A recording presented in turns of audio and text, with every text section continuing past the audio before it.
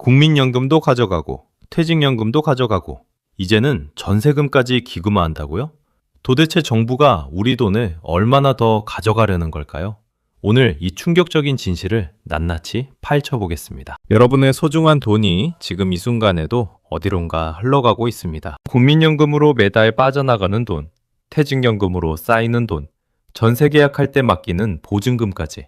이 돈들이 정확히 어디로 가는지 알고 계십니까? 오늘 이 영상을 끝까지 보시면 정부가 여러분의 자산을 어떻게 관리하고 통제하려는지 명확하게 이해하실 수 있습니다. 절대로 중간에 이탈하지 마시고 반드시 끝까지 시청해 주세요. 여러분의 노후가 달린 문제입니다. 지금부터 국민연금, 퇴직연금, 그리고 전세보증금까지 세 가지를 하나씩 낱낱이 파헤쳐 보겠습니다. 먼저 국민연금부터 시작합니다. 국민연금은 대한민국 국민이라면 누구나 의무적으로 가입해야 하는 공적 연금제도죠. 2024년 12월 기준으로 국민연금 기금 적립금은 무려 1212조 원입니다. 1000조가 넘는 상상하기도 어려운 어마어마한 금액이에요. 세계에서 세 번째로 큰 연기금입니다. 그런데 이 엄청난 돈이 과연 언제 바닥이 날까요? 정부 공식 발표에 따르면 2056년에 기금이 완전히 소진됩니다. 지금으로부터 30년 후면 1000조가 넘는 돈이 텅텅 비어버린다는 겁니다. 믿기 어려우시죠?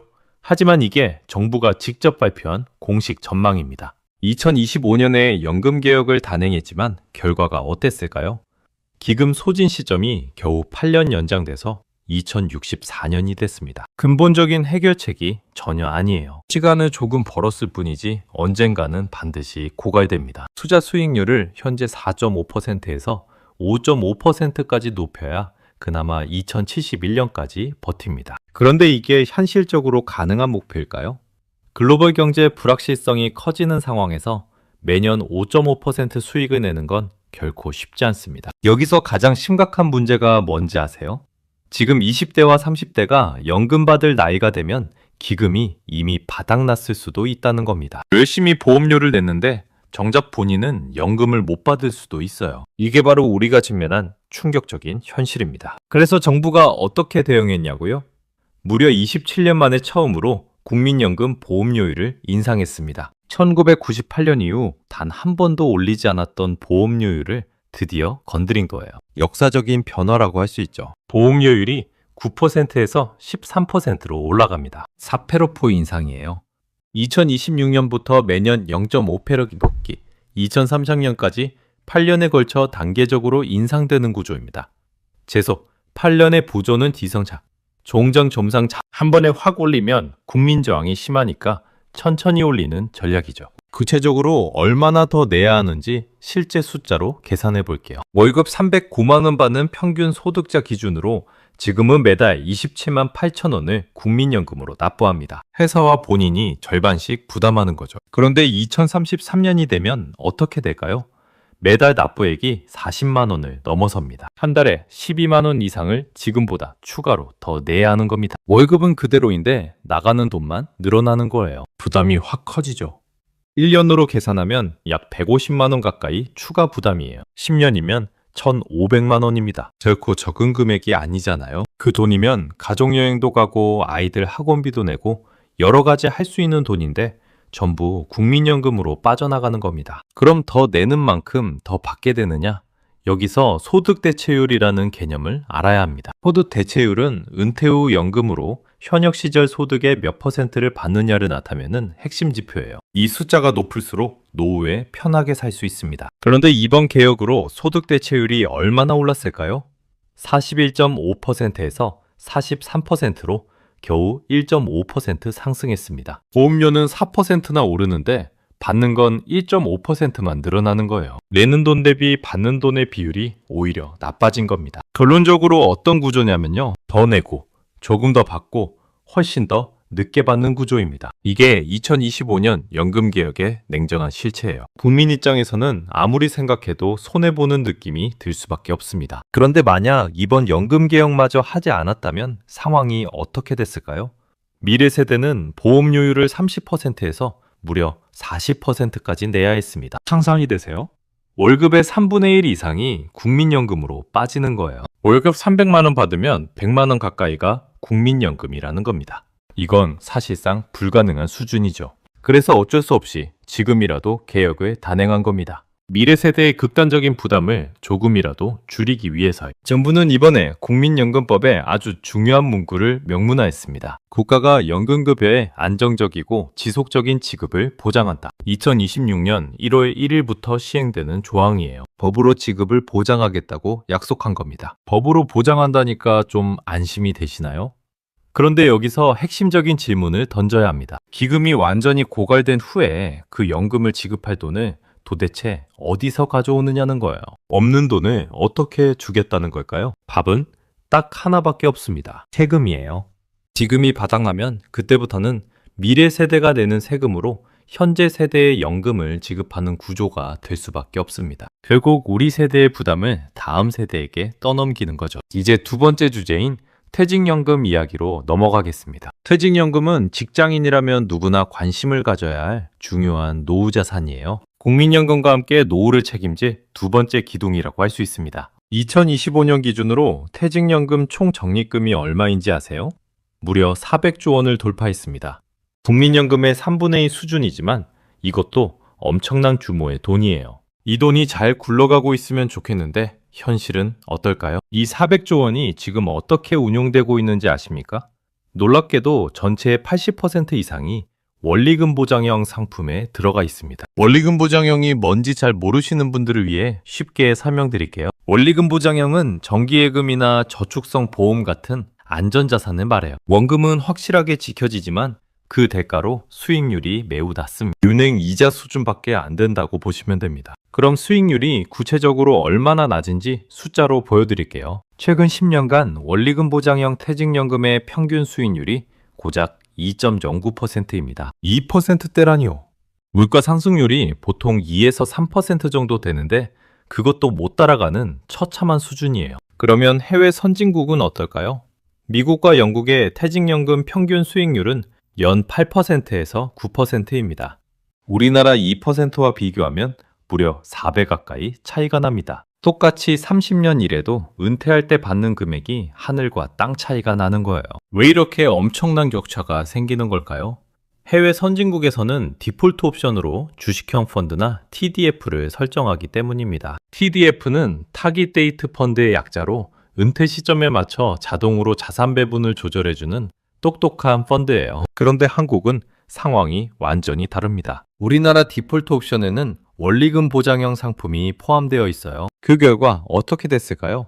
가입자 10명 중 무려 9명이 여전히 원리금 보장형을 선택하고 있습니다. 선택의 자유라고 말할 수도 있겠지만 결과적으로 대부분의 국민들 노후 자금이 물가에 잠식당하고 있는 겁니다. 열심히 모아놔도 실질 구매력은 계속 떨어지고 있어요. 이건 분명히 구조적인 문제가 있다는 뜻입니다. 그런데 정부가 이제 뭘 하려고 하는지 아십니까?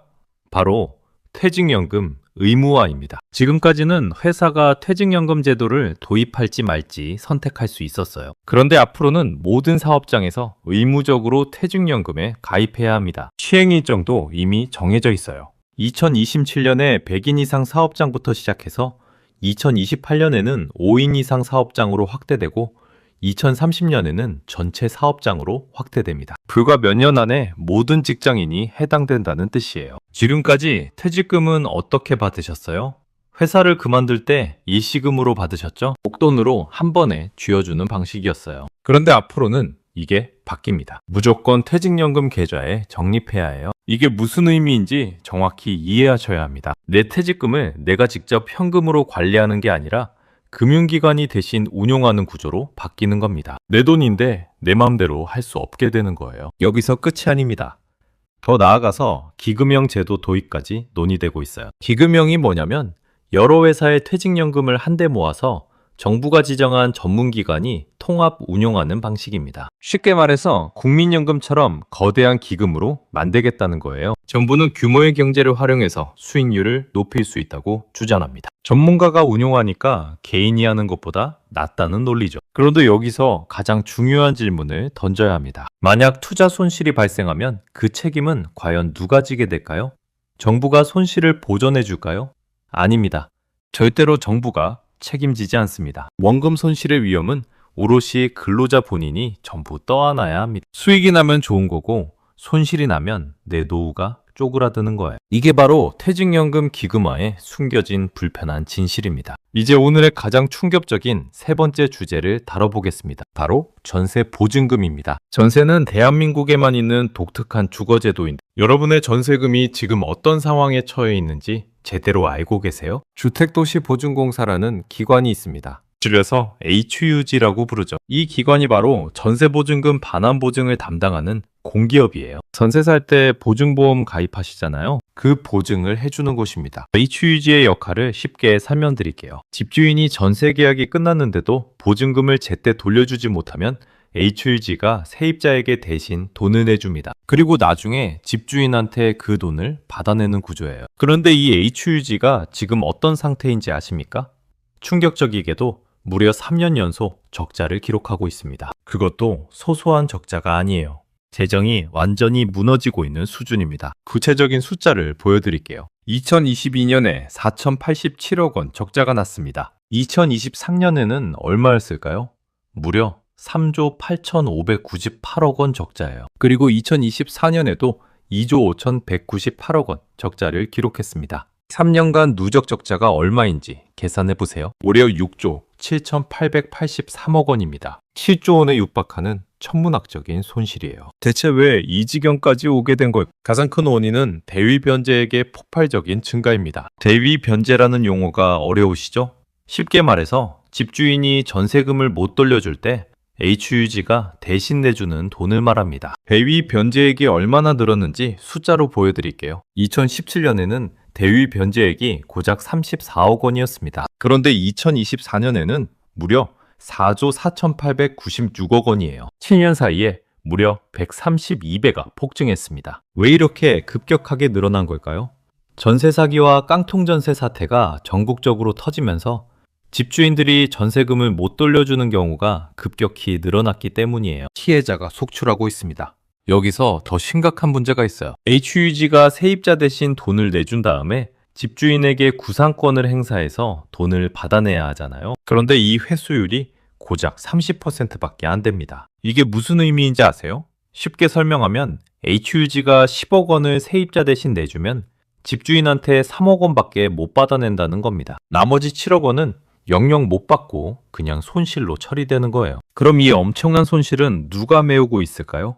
답은 여러분도 예상하셨겠지만 세금입니다. 국민 여러분이 맨 소중한 세금으로 HUG의 천문학적인 손실을 메꾸고 있는 상황이에요. 정부가 HUG에 얼마를 투입했는지 구체적인 숫자를 알려드릴게요. 2021년부터 2024년까지 4년 동안 무려 5조 4,739억 원을 출자했습니다. 주택도시기금에서 나온 돈인데 이게 결국 국민 세금이에요. 냉정하게 표현하면 이런 상황입니다. 전세 사기를 친 범죄자들이 빼돌린 돈을 결국 선량한 국민들의 세금으로 메우고 있는 꼴이에요. 범죄자는 도망갔고 피해는 국민에게 전가되는 구조입니다. 이런 상황에서 정부가 앞으로 뭘 하려고 하는지 아십니까?